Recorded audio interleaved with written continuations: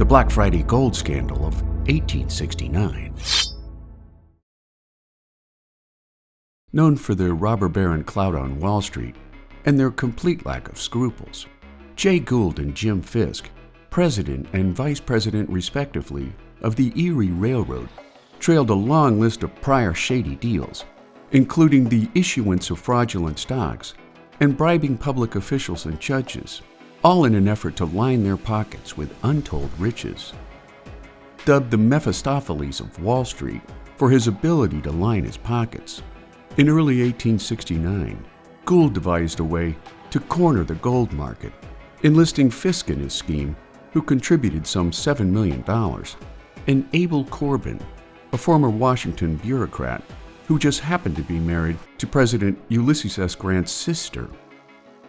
At the time of their scheme, gold remained the official currency for international trade, while the U.S. itself had gone off the gold standard in lieu of federally backed greenbacks originally used to fund the Union's Civil War efforts. After Corbin gained assurances from Grant that the nation's leader had changed his mind regarding selling off some of the Treasury's gold to stabilize the Wall Street gold market, Gould and his fellow conspirators began quietly stockpiling gold during the late summer of 1869, driving prices trading on the New York Stock Exchange gold room from $100 a unit to 141 greenbacks in August alone, trapping speculators and short sellers in a sudden financial vice.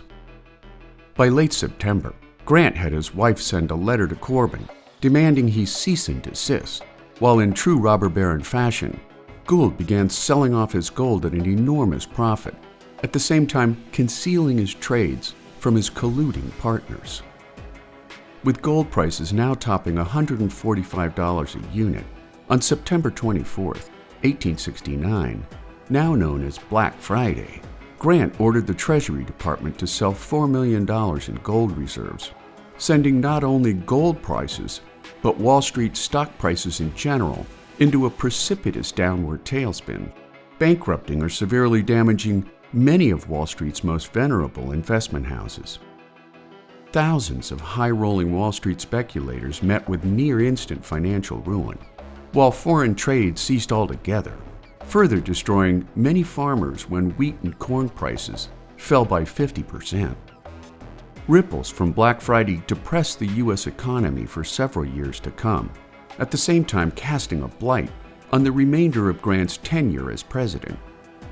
Both Gould and Fisk would use their political connections to avoid even a day of jail time, and while exact numbers are hard to come by, Gould's Black Friday profits netted him somewhere in the neighborhood of $12 million, or some $450 million in today's currency, making the gold scandal of 1869 the first Black Friday event in American history. Stealing Mona Lisa. Up until the Mona Lisa was stolen from the Louvre Museum in 1911, the painting hung in relative obscurity in a backwater wing of the museum. Long known for shoddy security, it took Louvre staffers 2 days to discover that the painting was even missing, setting off a media sensation that twittered the French public and baffled the French police.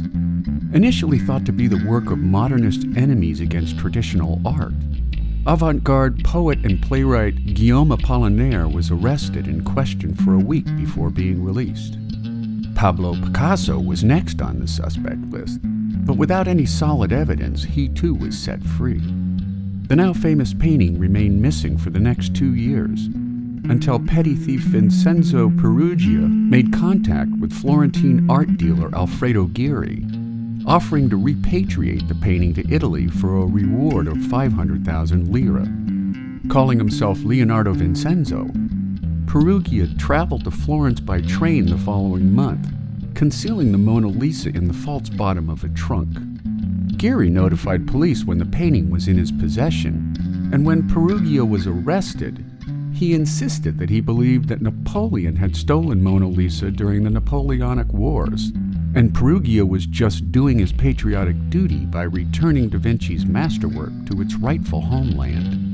After after his capture and confession, authorities would learn that Perugia, a former handyman at the Louvre, had donned a white frock worn by Louvre employees, entering the museum through an employee entrance on Monday, August 21st at 7 in the morning, walking into the still-deserted Salon Carré and taking the painting into a service stairwell, where he removed Mona Lisa's protective case and frame. Wrapping the painting in his smock, he tucked it under his arm and walked out of the museum through the same employee service entrance in which he had entered. Perugia would serve 8 months in prison before being released. In the end, the 2-year buzz that surrounded the stolen painting solidified Mona Lisa's reputation as an archetypal masterpiece of the Italian Renaissance, making her the best-known and most visited and written about painting in the world. Today, Mona Lisa attracts over 10 million visitors each and every year.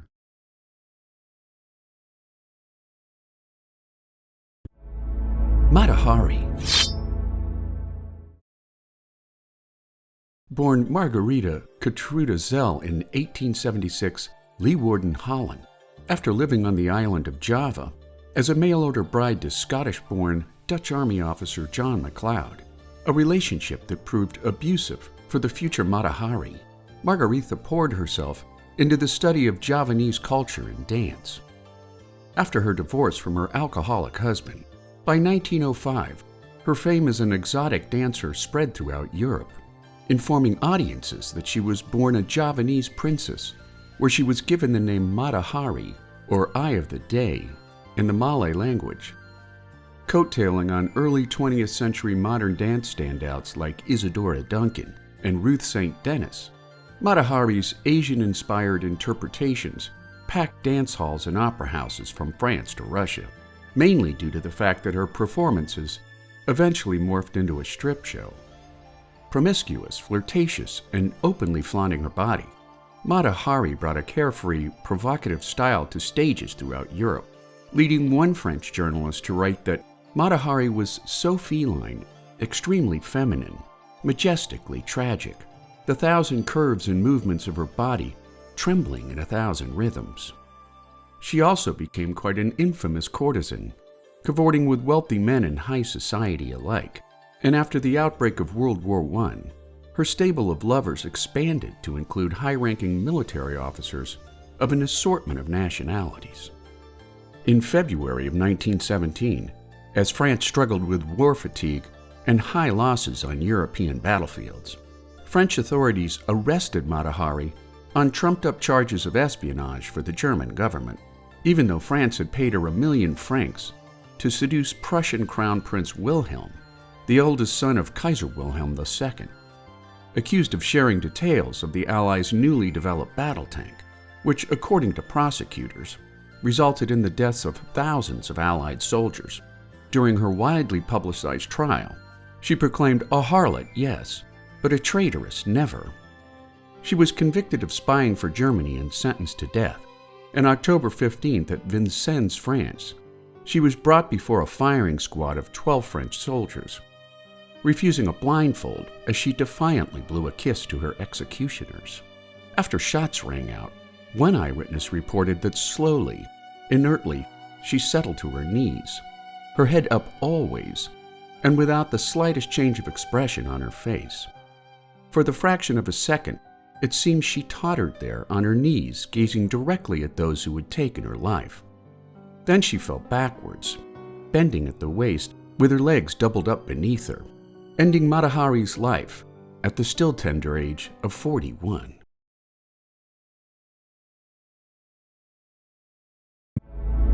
The Zimmerman telegram. Despite America's isolationist sentiment and declared neutrality to the war raging in Europe, in May of 1915, Germany's predictable overreach ignited American outrage when a German U-boat sank the passenger liner Lusitania, taking the lives of nearly 1,200 passengers, including 128 Americans. Despite inflamed anti-German feelings by many Americans, President Woodrow Wilson clung to his high-minded policy of non-intervention, stating that America was too proud to fight. Despite Wilson's neutrality stance, German outrages continued, including the resumption of unrestricted U-boat warfare that sank American and foreign merchant ships without regard to nationality or stated neutrality. But the final straw that forced America's entry into World War I was a telegram sent by Germany's Foreign Secretary Arthur Zimmerman in early 1917, when in one of the most brilliant intelligence coups of the 20th century, the British intercepted and decoded Zimmerman's ciphered message, which urged Mexico to join them in the fight against the United States in exchange for the return of Texas, Arizona, and New Mexico, lands which were lost after Mexico's defeat in the Mexican-American War. Germany's reckless provocations proved to be too much for Wilson and Congress, ending the United States' staunch isolationist position with a declaration of war on April 6, 1917, prompting Wilson to declare in his war message to Congress that it is a fearful thing to lead this great peaceful people into war, into the most terrible and disastrous of all wars, civilization itself seeming to be in the balance. But the right is more precious than peace, and we shall fight for the things which we have always carried nearest our hearts. For democracy, for the right of those who submit to authority to have a voice in their own governments, for the rights and liberties of small nations, for a universal dominion of right by such a concert of free peoples as shall bring peace and safety to all nations and make the world itself at last free. Over 4.7 million Americans served in the armed forces during the course of World War I, with nearly 3 million fighting in Europe, at a cost of 204,000 soldiers wounded, 53,402 battle deaths, and 63,114 non-combat-related deaths, making the Zimmerman telegram the final ignition point before America's entry into the war to end all wars.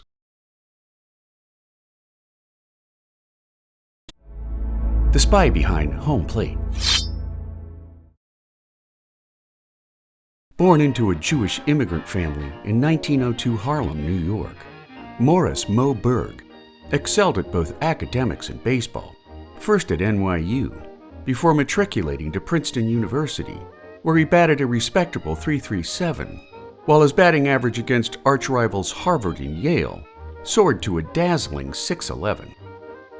Graduating magna cum laude in 1923, Berg signed a $5,000 contract as a backup shortstop with the Brooklyn Robins, soon to be renamed the Brooklyn Dodgers, where one teammate recalled that Berg could speak 12 languages, but he couldn't hit in any of them. Exiled to the minor leagues after hitting a dismal .186 his first season with the pros, Berg spent the next 2 years developing as a player with the Minneapolis Millers, the Toledo Mud Hens, and the Reading Keystones, earning his law degree from Columbia before signing with the Chicago White Sox from 1926 to 1930, the Cleveland Indians during the 1931 and 1934 seasons, the Washington Senators from 1932 to 1934, and later the Boston Red Sox from 1935 to 1939. During his time inside the Beltway, Berg became a frequent guest at embassy cocktail parties, where his good looks, quick wit, and prodigious language skills caught the attention of the incoming administration of Franklin D. Roosevelt. And while history has failed to reveal who officially put him on the roster, Berg was selected to join an all-star team bound for an 18-game goodwill exhibition trip to Japan, where he carried a letter signed by U.S. Secretary of State Cordell Hull, instructing the staff at the American consulate in Tokyo to give the catcher all due cooperation, official and otherwise. He also carried a 16mm movie camera provided by Movietone News, who contracted with Berg to film his trip for moviegoers back home. During his downtime, Berg traded his baseball uniform for a kimono, and while the Japanese government strictly forbade photography of any kind by visiting foreigners, the 6'1" baseball player slicked back his hair and boldly filmed much of Tokyo's industrial and military infrastructure, including footage that would later be viewed by U.S. Army Air Force Lieutenant Colonel Jimmy Doolittle and his raiders before their now famous 1942 bombing raid on Tokyo, making Moe Berg both a mediocre journeyman baseball player and an excellent pre-war spy.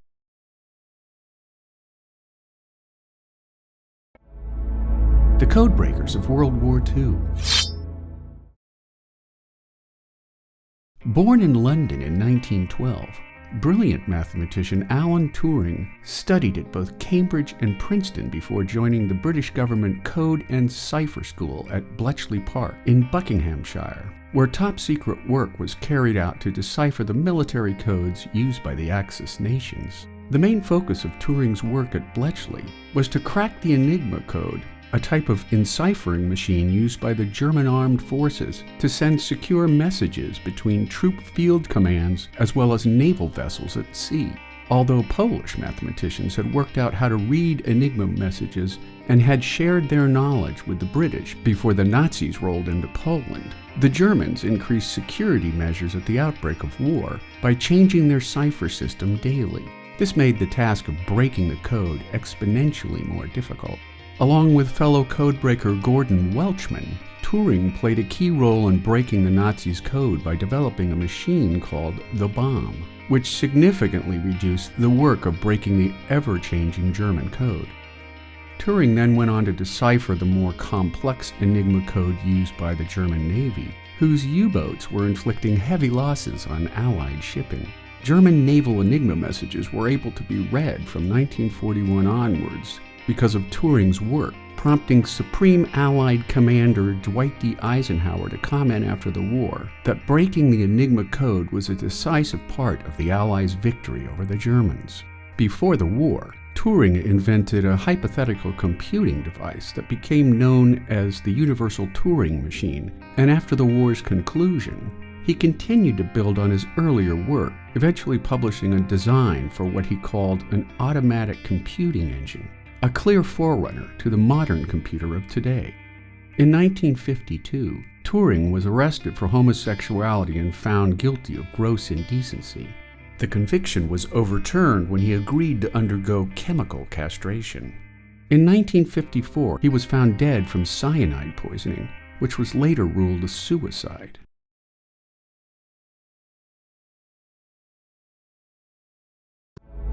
Julius and Ethel Rosenberg.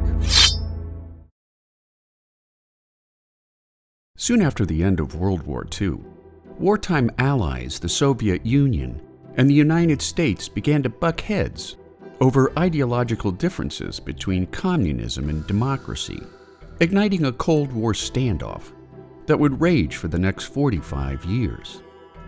On August 29, 1949, American political and military leaders were shocked at the speed with which the Soviet Union was able to achieve their first nuclear detonation, which was nicknamed Joe 1 in honor of Soviet dictator and supreme leader Joseph Stalin.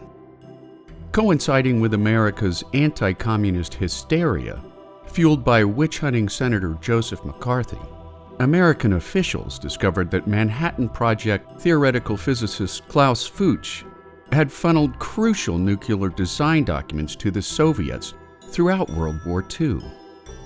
Upon his arrest, Fuchs identified his courier as American Harry Gold, who in turn pointed the finger at David Greenglass as the spy who handed Fuchs's stolen documents to the Soviets. The finger-pointing continued to escalate when Greenglass named his sister Ethel's husband Julius Rosenberg as the ultimate handoff man to Soviet spy Anatoly Yatskov. Another accused conspirator was Morton Sobel, who fled with his family to Mexico City before being extradited back to the United States on August 17, 1950. Avowed communists Julius and Ethel Rosenberg proved to be uncooperative on the witness stand, pleading the U.S. Constitution's Fifth Amendment against self-incrimination. The trial against the Rosenbergs began on March 6, 1951, when Greenglass confessed that he had given Julius Rosenberg a cross-sectional sketch of the Fat Man bomb dropped on Nagasaki which led to matching convictions and death sentences for both Rosenbergs under Section 2 of the Espionage Act of 1917. The U.S. government later offered to spare the Rosenbergs' lives in exchange for an admission of guilt and the names of other spies, leading to a public announcement from the Rosenbergs that stated, "By asking us to repudiate the truth of our innocence, the government admits its own doubts concerning our guilt. We will not be coerced, even under pain of death, to bear false witness." Many around the world professed that the Rosenbergs were innocent and were simply scapegoated on the grounds of anti-Semitism and America's anti-communist paranoia, including such notables as Albert Einstein, Jean-Paul Sartre, Pablo Picasso, and Dashiell Hammett. Even Pope Pius XII appealed to President Dwight D. Eisenhower to spare the couple, but Eisenhower refused, letting the Rosenbergs' appeal process expire without intervention, leading to their execution by electric chair on June 19, 1953. Funeral services were held in Brooklyn on June 21st, which was attended by 500 people at a Jewish cemetery in Pine Lawn, New York, while some 10,000 others paid their respects from outside the cemetery gates.